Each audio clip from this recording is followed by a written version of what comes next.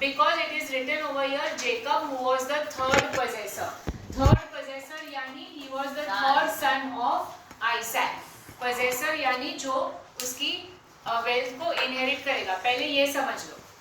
शायद when Jacob grazed his uncle Laban's sheep, when Jacob was grazing his uncle Laban's sheep,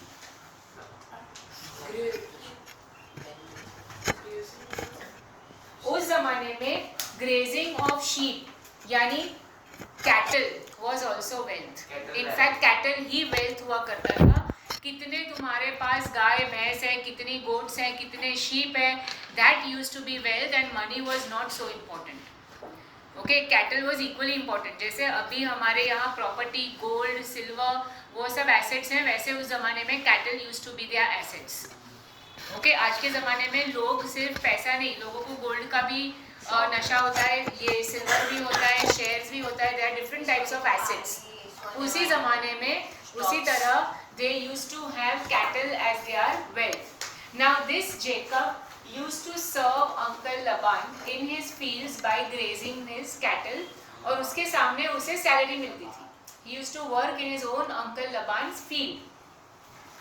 this Jacob from our holy Abraham, this Jacob from our holy Abraham, as his wise mother wrought in his behalf, as his wise mother played a trick which favored him in his behalf, means which favored him, the third possessor. A, he was the third.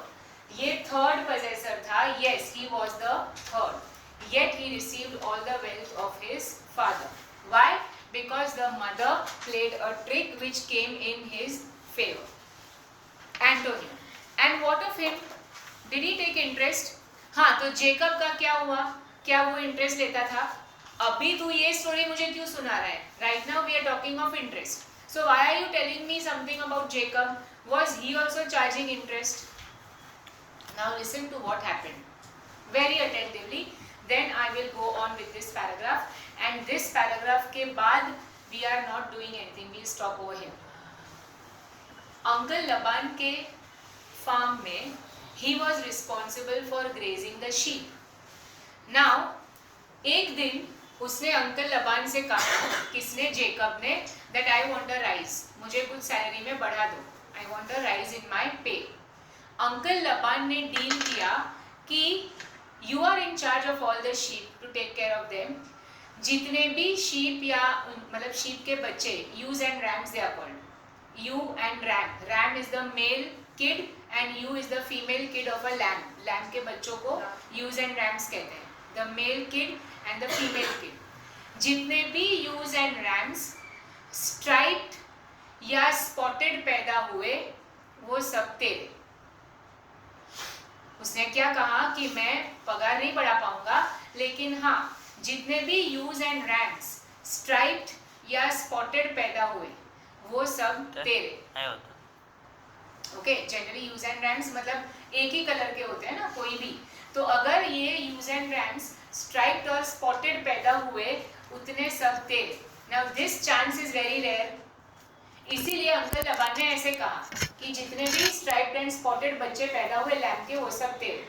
Now what did Jacob do for this? Now अब Jacob ने क्या किया?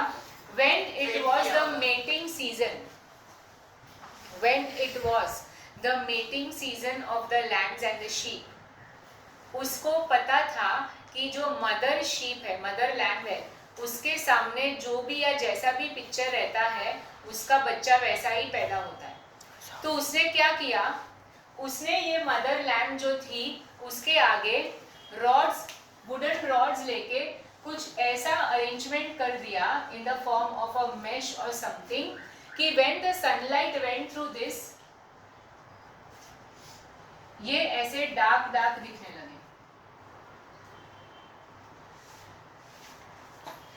So this was seen by the mother lamb as a stripe or dots. अगर mesh है, एक जाली जैसा है, तो कैसे यहाँ पे dots जैसे होते हैं, वैसे. उसको वो डॉट्स और स्ट्राइप्स के फॉर्म में मदर लैम्प को दिखता था जब भी सन उस पे पड़ता था, उस अरेंजमेंट पे, वुडन लॉग्स के अरेंजमेंट पे। तो ऐसा करने पर वो फॉर्चुनेट रहा और मदर लैम्प को, जितने भी लैम्प्स थे जिनके सामने उसे ये सब रखा था, सबको स्ट्राइप्ड और स्पॉटेड बच्चे पैदा हुए। इससे वो सब जेकब के हो गए, जेकब रिच हो गया, मतलब उसको ये मिल गया। This is the story. ये एक इम्पार्शियल स्टोरी मैंने अभी तक कही है। अब जूस, दैट इज शाइलॉक, उसकी जाति इसको कैसे इंटरप्रेट करती है कि अगर इस जेकब ने अपनी होशियारी यूज की ऐसे, और इतने सारे यूज एंड रैम्स अगर उसको मिल गए, तो इसमें उसने कुछ गलत नहीं किया। डिड ही चीट लबान? नो। उसने तो बोल के कहा है, जैसे उसने डील किया वैसे उसने किया। सो इट वॉज लबान्स स्मार्टनेस और intelligence that fetched him those extra ewes and rams, those striped and spotted cattle. तो उसकी बुद्धि की वजह से उसको मिले। Did he cheat? No. Did he rob? No. He did not do anything wrong और उसको ये मिले। तो अगर ऐसे तरीके से कुछ एक्स्ट्रा उसको मिल रहा है तो वो उसके लिए प्रॉफिट हुआ। प्रॉफिट हुआ कि लूट हुआ? प्रॉफिट। प्रॉफिट हुआ। तो इसमें जेकब ने कुछ गलत किया? नो। नहीं। ये है Jewish theory or Jewish understanding of this story. Christians take it differently now. अब आते हैं एंटोनियो के point of view पे। ये वाला वापस समझो ना कि कैसे वो spotted। He arranged the wooden logs in a manner that the mother lamb could see only stripes or spots. ऐसे कहते हैं ना कि प्रेग्नेंट वुमेन के सामने जिसका फोटो रखो बच्चा वैसा ही होता है, तो वैसे ही इसके सामने वो ऐसी अरेंजमेंट रखता था कि मदर लैम्प्स जितने भी थे उनको या तो स्ट्राइप्स दिखाई देते when the sun fell on this arrangement, या फिर डॉट्स दिखाई देते। तो उनके सामने वही नज़ारा होता था, तो उनके बच्चे भी वैसे ही निकले, स्ट्राइप्स वाले and spotted. Okay, now let us come to Antonio's point of view, यानी कि यहाँ पे Christian point of view. Story यही है, सेम है। नाउ एंटोनियो सेज कि इस जेकब को इतना सारा करने की जरूरत ही क्या थी? अगर जेकब ने ये ना किया होता और अगर भगवान की मर्जी होती तो भगवान अपने आप स्ट्राइप्ड और स्पॉटेड बच्चे ही पैदा करवाता, अगर जेकब के नसीब में वो होता तो। So according to them, they feel कि whatever Jacob did, all this, it was not needed, because ultimately what happened is not because of his smartness, but because it was God's will, it was God's मर्जी। भगवान की मर्जी थी इसलिए ऐसे बच्चे पैदा हुए, तो उसमें उसको ये सब करने की कोई जरूरत ही नहीं थी। This is the Christian perception. अभी हम लोग आते हैं एक्चुअली ये जो इंटरेस्ट चार्ज करता है ना शाइलॉक, और क्रिश्चियंस नहीं करते हैं, उसका रीजन क्या है? अभी पता चला। शाइलॉक कहता है कि अगर मैं इंटरेस्ट चार्ज करता हूँ तो ये मेरी स्मार्ट टेक्निक है बिजनेस बनाने की और मेरे पैसे मल्टीप्लाई करने की। इसमें क्या मैं किसी को झूठ बोल रहा हूँ? क्या मैं किसी को लूट रहा हूँ? जब वो मेरे पास लोन लेने आता है तब मैं उसको इंटरेस्ट के बारे में नहीं बताता हूँ, बाद में इंटरेस्ट लेता हूँ। क्या ऐसा करता हूँ? नो। तो ये मेरा तरीका है बिजनेस करने का और अपने पैसे ग्रो करने का। और एंटोनियो कहता है ये सब करने की जरूरत ही नहीं है। अगर तेरे नसीब में पैसे हैं तो वो कैसे भी करके आ जाएंगे, भगवान तुझे दे ही देगा, तेरे नसीब का कोई खाने वाला नहीं है। तो तू इंटरेस्ट क्यों चार्ज करता है? समझ में आ रहा है? फ्रॉम दिस एग्जाम्पल, ये इलस्ट्रेशन और वो सब कुछ समझ में आ रहा है, द थिंकिंग जूस का और क्रिश्चियंस का।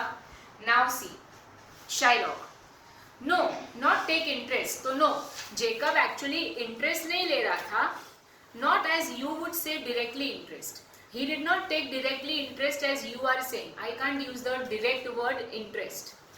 Mark what Jacob did. Mark what Jacob did. See, understand what Jacob did. When Laban and himself were compromised. Compromised means Agreed. entered into a deal. Agreed. जब Jacob और Laban entered into a deal that all the inlings which were streaked and pied should fall as Jacob's hire. Inlings, kids. The small babies, which were streaked यानी striped, pied यानी dotted, spotted. All the inlings which would be striped and spotted should fall as Jacob's hire. Hire means wealth, salary. It will all become Wages. Jacob's wealth. Wages. Yes, wages. This was a way to thrive and he was blessed. So this what he did was a way to thrive. To thrive means to succeed, to make profit, and he was successful. उसको उसका result भी मिला. And thrift is blessing if men steal it not.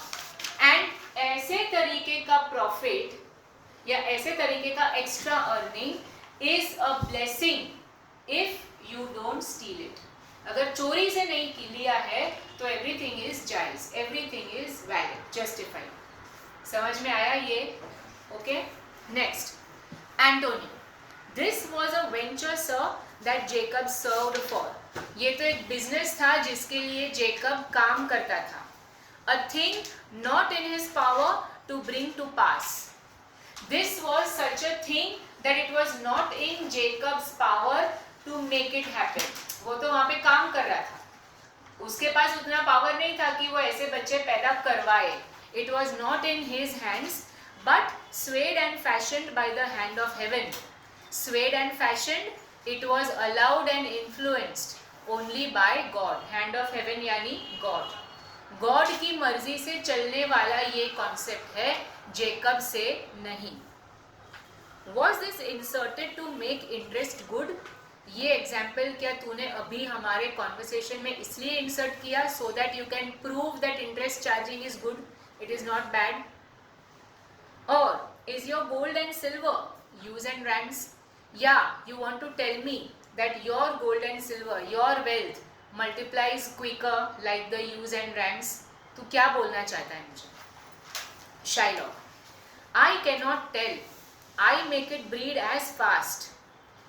I don't know what you are asking me, but yes, I know how to multiply my money. To breed it fast means I know how to multiply my money. उतनी business techniques मेरे में है.